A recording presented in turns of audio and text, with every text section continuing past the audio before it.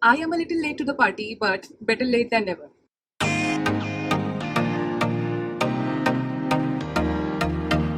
Hi guys, welcome or welcome back to my channel Trishita Reads. I am Trishita, and in today's video I will be talking about the books that I finished reading in the month of October. Giving you an update about how my TBR went. I chose 10 books and I could read only 5 from that list. But I did a lot of mood reading this month and I finished reading a grand total of 13 books in the month of October. Like you guys know, I will be talking about the books that I did not like first, and then I'll gradually move to the books that I loved reading in this month. And there will be some good recommendations in this video, so grab a piece of paper and pen and let's start with the video. Time to spill some coffee because I don't have tea with me right now and talk about the book that I have lowest rated in this month.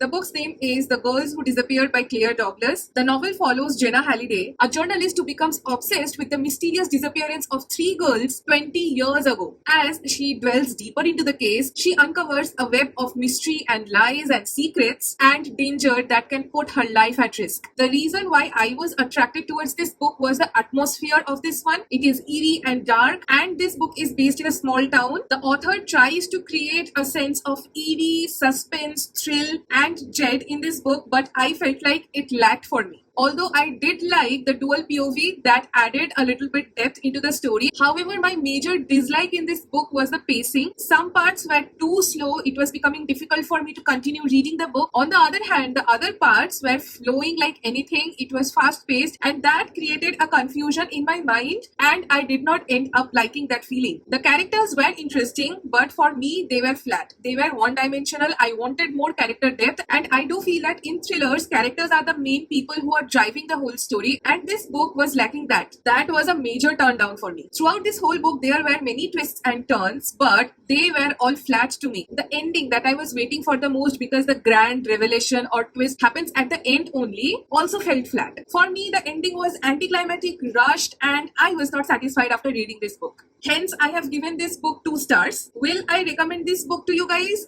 No. If you are a seasoned thriller reader, then only I can recommend you this book because the plot idea is good. But if you are a beginner, then do not read this one. You will fall into a major reading slump, and I do not want that for you. So yes, I'll not recommend this book to you guys. You can skip this one. The second lowest rated book for me in the month of October was 12th Night, and I have given this book 2.5 stars. This is a story of Viola Reyes. She is a passionate gamer, and she creates a male avatar in her virtual gaming platform to escape from the harsh realities of her teenage life. She finds solace in the world of 12th Night, where she can be a confident and skillful player that she has always wanted to be without being judged because of her gender. The premise is intriguing, right? But unfortunately, the execution of this book was not good. The main character, Viola, well, let's just say that she is not a desirable person, someone who is hard to like. She is constantly criticizing others, quick to anger, and often comes out as downright mean. It is hard to root for a character who finds pleasure in putting others down. And that was the point where I realized that yes, this book is not for me. The author tried to balance the online gaming aspect with real life relationships, but definitely it did not land for me at all. It felt forced and underdeveloped. The relationship between Viola and Jack, her real life counterpart, lacked chemistry and felt rushed. The writing style was blotchy, and the dialogues given to the characters felt unnatural from time to time. Overall, for me, 12th Night is a missed opportunity. The plot was really good, it had potential, but the execution was not at all good. So would I recommend this book to you? No, unfortunately. But if you are looking to read a romance novel, then do not skip this video. I have better recommendations for you at the end. I had a lot of expectations from this book, but it did not land that well for me, and the book I'm talking about is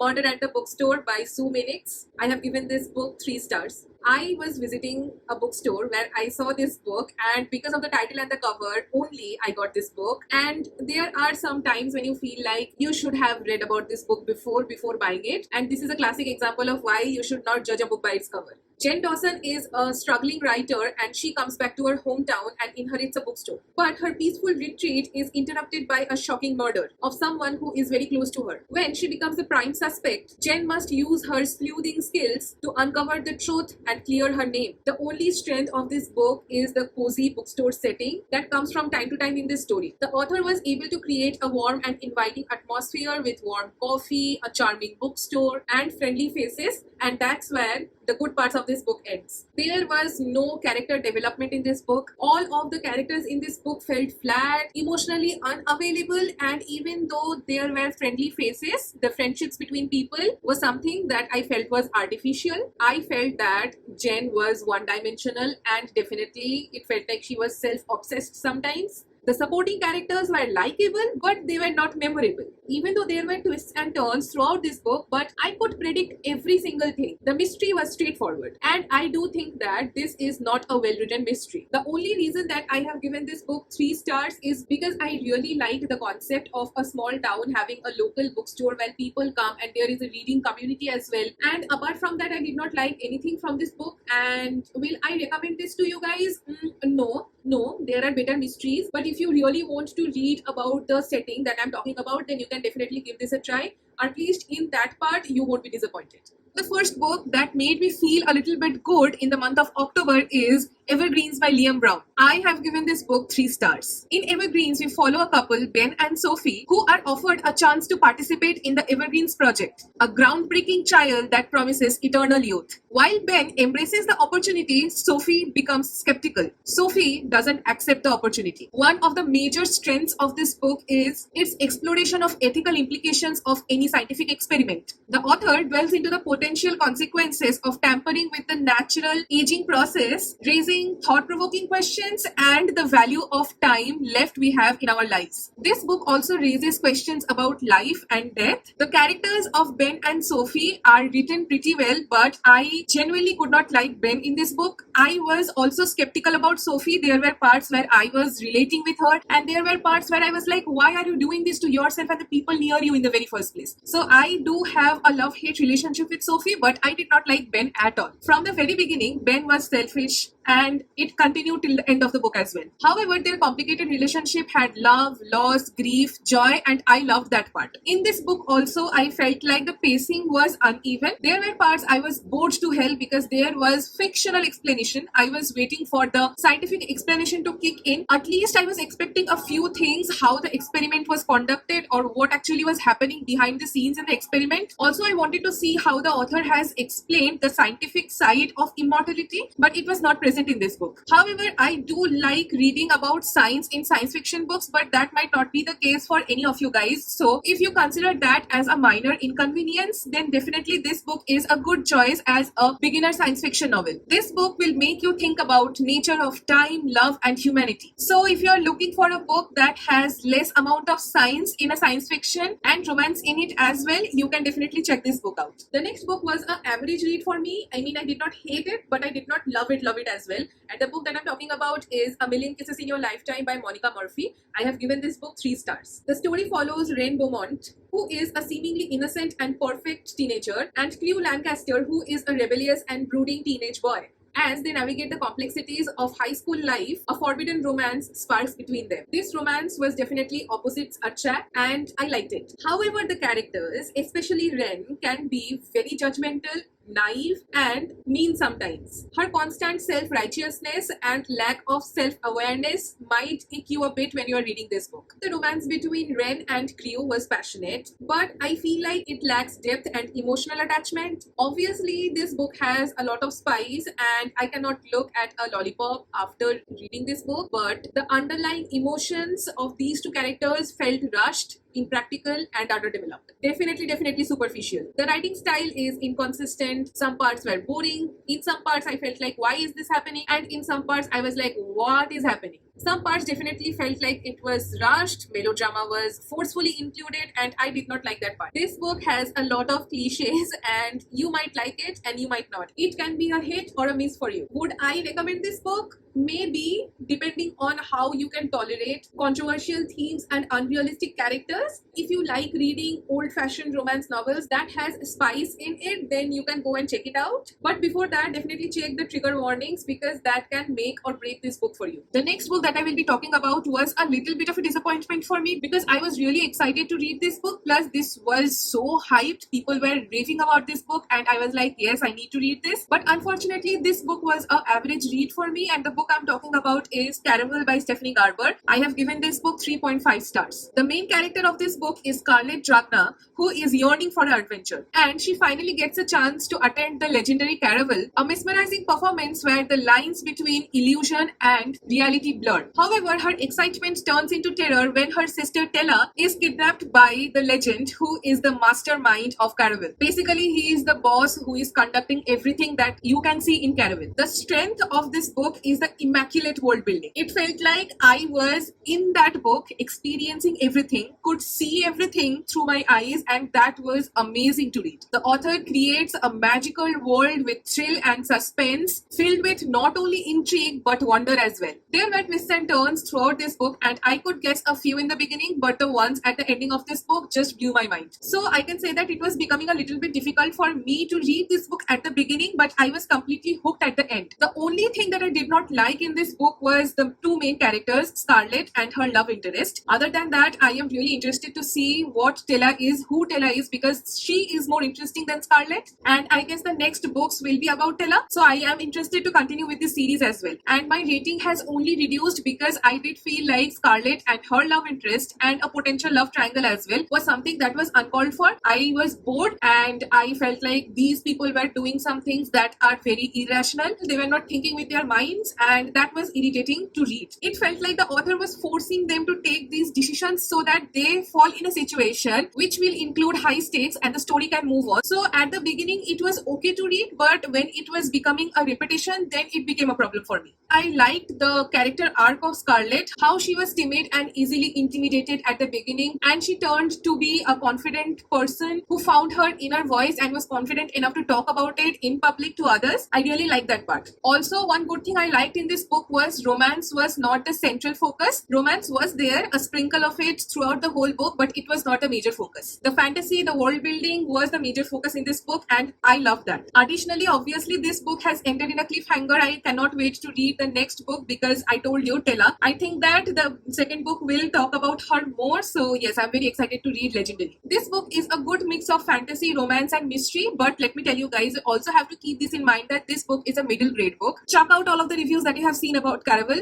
Do not expect much from this book. This book has silly characters, and as an adult, you won't be able to relate with this book. However, I will recommend you to read this book. Why? Because of the world building. This book is an example of how to write a good fantasy world. So if you want to read about the magical world of Caraval, please go and check it out. But if you also want to get attached to the characters, then Hotel Magnifique is the one for you. It has the magical elements that are similar to Caraval, but the characters are something that I really liked in this one. So if you don't want to read this one, you can definitely check Hotel Magnifique. The next book was an arc that was provided to me via NetGalley, and I had no idea about the works of this author. But since it was an audiobook and it was a summer romance novel, I was excited to read it. And the book I'm talking about is One Happy Summer, and I have given this book 4 stars. Presley James is a famous actor, and after undergoing a scandal, she is seeking refuge from the prying eyes of paparazzi, and she finds herself in the charming coastal town of Sunset Harbor. There she meets Briggs Dalton, who is the son of the owner of a local bookstore with a kind heart and a quick wit,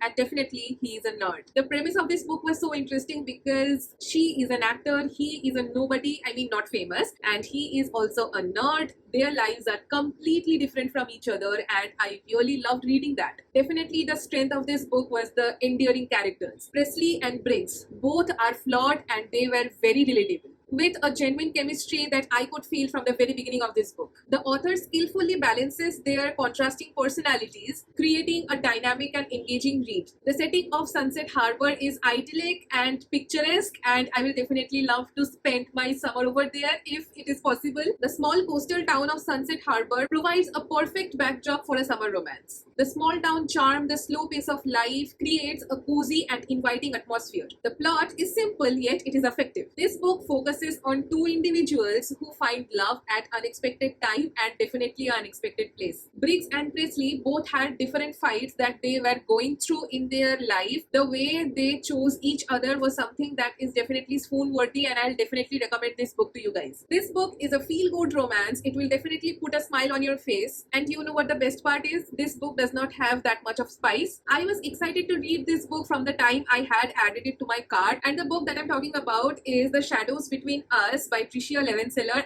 and this book did not disappoint me. I have given this book 4 stars. Alessandra is a cunning and ambitious woman who sets her eyes on the Shadow King. With the plan to seduce, marry, and ultimately betray him, she embarks on a dangerous game of power and desire. The strength of this book are the ambiguous and morally grey characters. I was most excited to read about a villain female protagonist. I have not read anything as such before, and I really loved that experience. Alessandra is both fascinating and reprehensible. Her ruthless pursuit for power is both terrifying and interesting to read. The author skillfully blends romance, political intrigue, and dark fantasy. The world building, though limited, is atmospheric and immersive. The pacing is well balanced, and it has both slow burn romance and explosive action as well. I do feel like the world building could have been developed a little bit more, but I also have seen that this book has a sequel, so I am also interested to read that next whenever I get the time. But apart from this minor flaw, everything in this book is something that I really liked. I also love the friendships that happened in this book, and I will also want to read spin-off stories of these characters and their journeys. I will definitely recommend this book to you if you are willing to read about a morally grey female main character, and definitely Alessandra steals the show.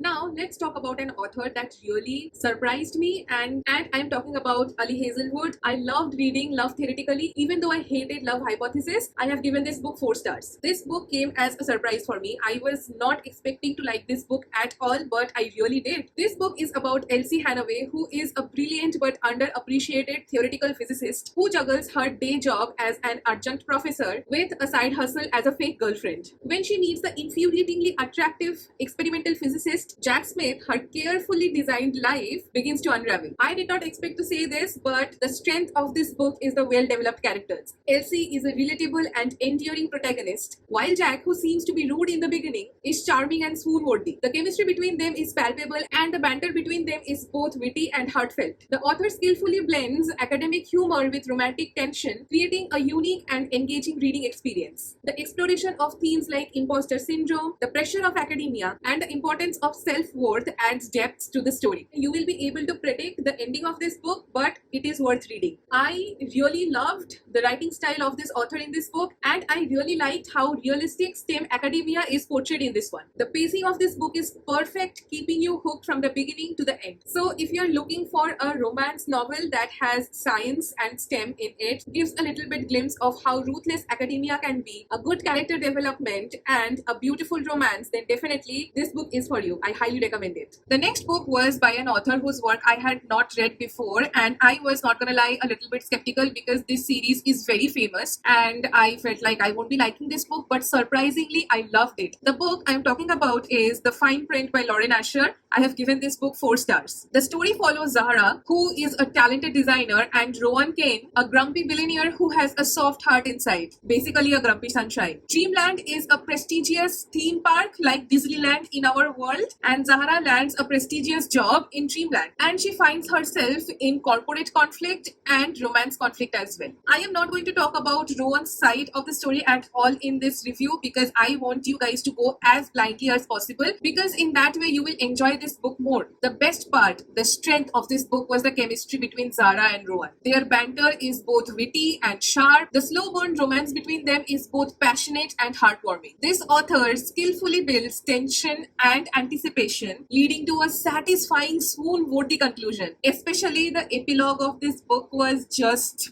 so sweet, so amazing. Zahra is a refreshing and relatable character with her intelligence, humor, and unwavering determination. Rowan, despite his gruff exterior, undergoes a heartwarming transformation, revealing his vulnerability and capacity for love. There was one gesture done by Rowan for Zahra that I will remember for the rest of my life, and I want you to read the book because of that. Okay, I'm not gonna tell you what the scene is, otherwise it will spoil you. But that gesture was something that I never expected, first of all. and I got a little bit sad that why these kind of things don't happen in real life. The setting of Dreamland and the behind the scenes of how an adventure park works was interesting to read because I have not read something like this before. How for an adventure park to work in full potential, every other employee needs to be dedicated and actually love their job is shown in this book. Even though the ending is predictable, but you will love every second of it. With such a charm, it is hard to complain. I will definitely recommend this book to you if you are looking for a sizzling romance that has heartwarming romance, amazing gestures, beautiful banter, humor, and an amazing ending. Once I read the fine print, I could not control myself and I started reading terms and conditions, and it was a very good decision. I have given this book 4.5 stars. One of my top reads in the month of October. In this book, we are introduced to Declan and Iris. Declan is the brooding CEO and Iris Kane is her assistant.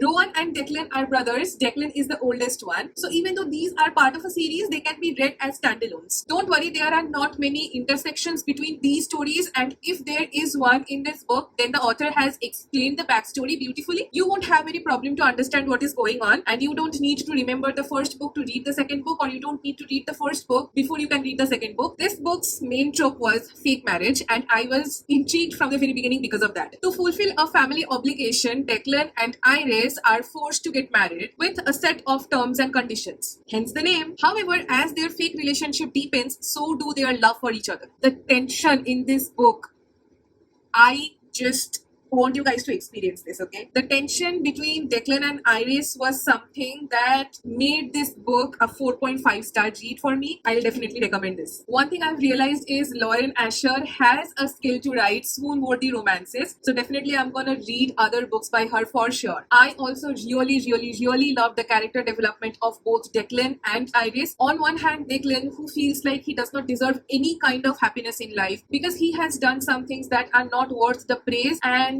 him getting transformed to a person who starts falling in love with Iris. I loved that. Plus, Iris was used to put her life aside and put work in front. She was always in the shadows, and by the end of this book, she became a confident, independent woman who is okay with coming out of her comfort zone. Once again, the plot is very predictable, but the execution is flawless. Guys, if you like the trope of fake marriage, then definitely go and check this one out because there is something beyond the romance in this book that I really loved. The next book that I read and really loved is Days at Morisaki Bookshop, and I have given this book 4.5 stars. I read this book in a 24-hour readathon, and even though this book is thin, the substance in this book is really heartwarming. The story follows Takako, a young woman who, after a painful heartbreak, finds solace in her uncle's quaint second-hand bookshop. As she spends time with the dusty bookshelves, she embarks on a journey of self-healing and discovery. The strength of this book is it is able to evoke the feeling of nostalgia and tranquility when you are reading this book. The author masterfully captures the cozy atmosphere of a bookshop, transporting readers to the streets of Jimbocho, Tokyo. Takako's character development was something that I loved the most in this book. She transforms from a delusional young woman to an avid reader to a passionate book lover and starts finding pleasures and happiness in small things in life.